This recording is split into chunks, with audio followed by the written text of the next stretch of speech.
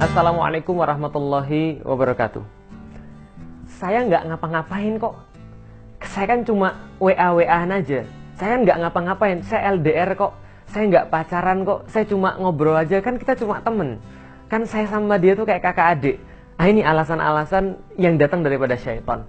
Fazayyana lahumus syaiton a'malahum. Syaiton itu senantiasa menghias amal-amal yang buruk seolah-olah itu adalah terasa baik. Ketika pacaran diharamkan, maka dibuatlah pacaran syariah, pacaran islami. Seolah-olah pacaran itu jadi boleh karena pacarannya itu di pinggir masjid, pacarannya di bawah beduk misalnya.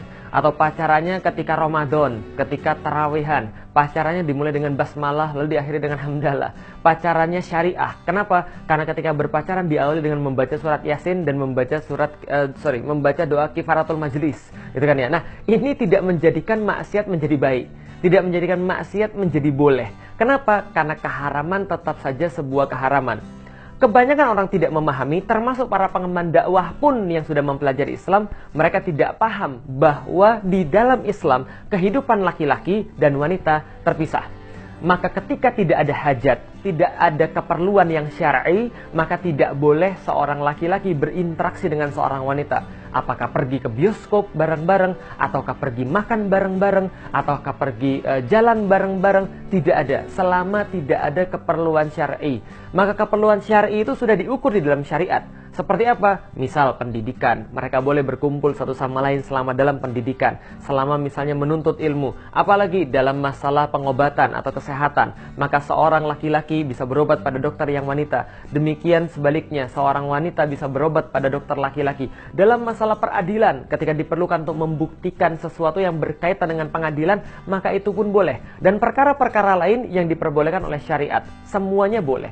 Nah, hanya saja kebanyakan kaum muslimin mereka menganggap remeh hal ini.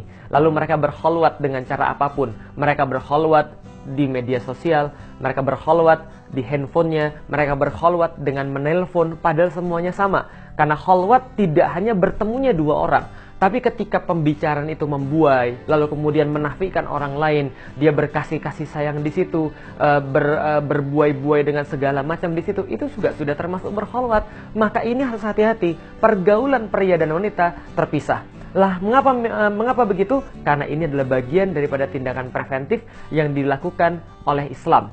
Bahwa wanita dan laki-laki ini memang punya kecenderungan satu sama lain. Maka mereka tidak diperbolehkan untuk bersama kecuali dalam hajat-hajat yang syar'i. Maka ini yang harus menjadi sebuah panduan dalam diri kita. Banyak-banyaklah mengkaji bagaimana sistem pergaulan di dalam Islam. Banyak-banyaklah mengkaji bagaimana Islam menempatkan laki-laki dan Islam menempatkan wanita. Kapan mereka boleh berkumpul? Kapan mereka harus terpisah sama sekali? Kapan ketika Allah memperbolehkan mereka bisa sama-sama untuk melakukan sesuatu? Kapan mereka harus melakukan satu-satu? Mereka harus melakukan aktivitas satu-satu dan tidak bercampur satu sama lain. Tapi pada intinya yang harus disampaikan adalah secara mendasar dan secara default laki-laki dan wanita itu terpisah aktivitasnya. Maka jangan bersama-sama kecuali memang ada keperluan, karena mudorotnya pasti ada. Wallahu a'lam bishawab. Saya Felix Xiao. Assalamualaikum warahmatullahi wabarakatuh.